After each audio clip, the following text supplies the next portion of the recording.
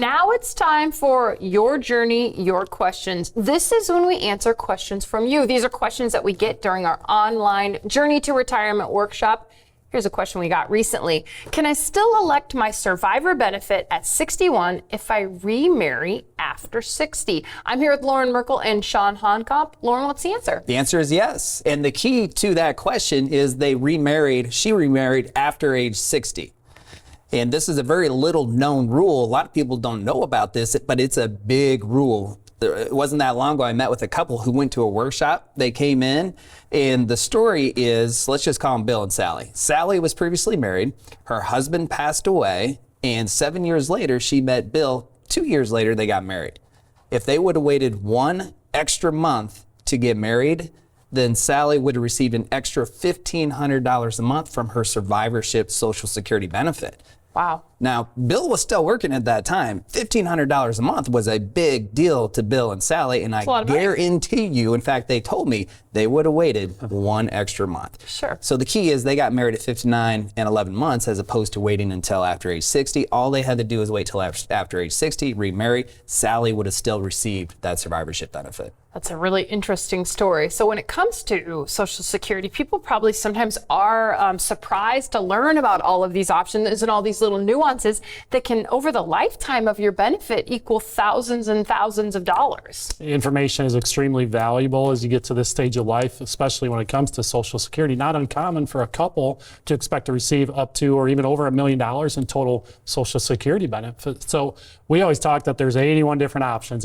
for a married couple, and that's excluding the unique situations of a widow or maybe being able to collect it even as early as age 60. So most circumstances, you can't elect it until age 62.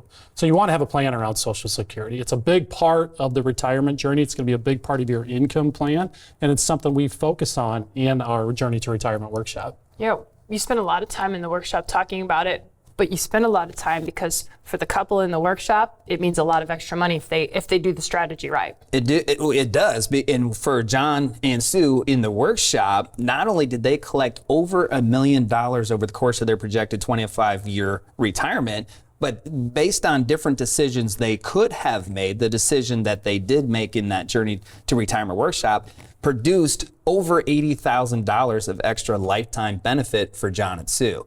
And that $80,000 plus goes a long way to helping them live that lifestyle, that comfortable lifestyle that they've been dreaming about for so long.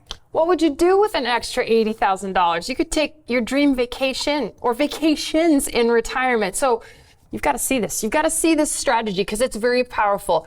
You can see it in our online Journey to Retirement workshop. Go to retirewithmerkle.com right now. You go there, you can choose a time and a date that works for you, and then get comfortable because you've got 2 hours. But don't worry, it's 2 hours well spent. It's 2 hours learning about all of the decisions that lie ahead in retirement. Chawn, who is a good candidate to view or attend this online workshop? A lot of people should be thinking about retirement. That's why we're all saving. But if you're age 55 or anywhere beyond, you are in the perfect stage of life to get this kind of information. We walk through the 6 pillars that we focus on. The primary goal is to help get people going.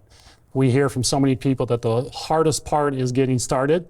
So going to the Journey to Retirement workshop, that's going to be step 1 for you. That's going to put you in a position to start getting this information. Let's avoid some one-time decisions that can be very impactful, much like your Social Security decision.